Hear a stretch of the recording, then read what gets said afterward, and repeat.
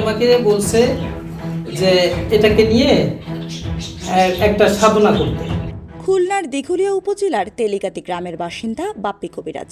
তিনি দাবি করেন, জিনের উপাসনার মাধ্যমে তিনি অলৌকিক ক্ষমতা অর্জন করেছেন, যার সাহায্যে যে কোনো জটিল ও কঠিন সমস্যার সমাধান করতে সক্ষম। তবে বাস্তবতা ভিন্ন। অষ্টম শ্রেণী পাশ এই ব্যক্তি ধর্মীয় জ্ঞান ছাড়াই পীর পরিচয়ে সাধারণ মানুষের বিশ্বাসের সুযোগ নিচ্ছেন। কয়েক বছর আগে দারিদ্র্যের কষাঘাতে থাকা বাপ্পি এখন জিনের আশীর্বাদে রাতারাতি হয়ে উঠেছেন স্বঘোষিত এক ভণ্ডপীর। বাপ্পি কবিরাজ রোগ নির্ণয় ও চিকিৎসার নামে কপালে মাটি ঘষে দেওয়া কিংবা কাচের থালায় আরবি হরফ লেখার মতো আজগুবি পদ্ধতি ব্যবহার করেছেন।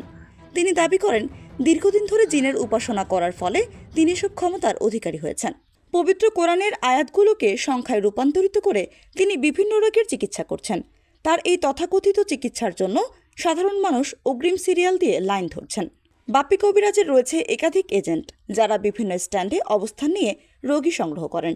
এজেন্টদের মাধ্যমে রোগীদের তার কাছে নিয়ে আসা হয় এবং প্রতারিত রোগীদের কাছ থেকে কৌশলে টাকা হাতিয়ে নেওয়া হয়।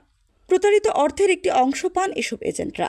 জিন দ্বারাও কাজ করেন? জিন দ্বারাও কাজ করি। জিন দ্বারা যেমন আছে জিনের দেওয়া, ঠিক আছে, একটা ঘটি আছে, এই ঘটির পানি এর ভিতরে আমার পড়া লাগে না, ঠিক আছে।